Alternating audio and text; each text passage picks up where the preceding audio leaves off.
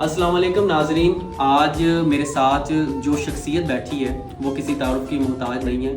محمد مدثر چودھری جو کہ ایڈوکیٹ ہیں، جنہوں نے پاکستان کا سب سے high lighted case doctor Abdul Qadeer Khan صاحب کی نظر بندی کے خاتمے کے لیے جو لڑا گیا وہ انہوں نے لڑا تھا۔ اس کے ساتھ ساتھ دوسرا اعزاز جو ہمارے بھائی کا ہے وہ یہ ہے کہ جو علامہ خاتم حسین رضوی صاحب ہیں، ان کے 40ویں پہ جو ڈاکٹر AQ خان صاحب کا خطاب کروایا گیا وہ ان کے موبائل ان کے توسل کے ساتھ ہوا، یہ ان کا ایک اور اعزاز ہے۔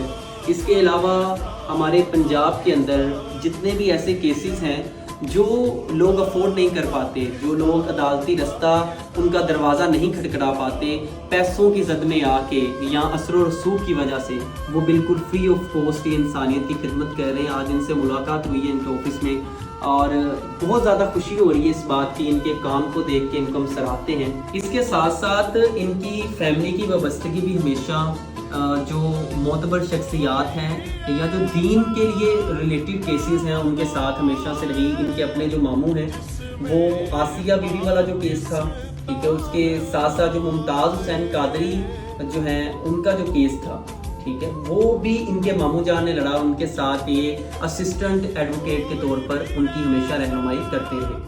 تو یہ ایسی شخصیت ہیں جن کو شاید میڈیا پہ ڈیلی ہائی لائٹ نہ کیا جائے، لیکن یہ وہ پودے ہیں جو کل کو درخت لگاتے ہیں اور درخت کا کام دیتے ہیں۔ اللہ ان کو لمبی زندگی دے۔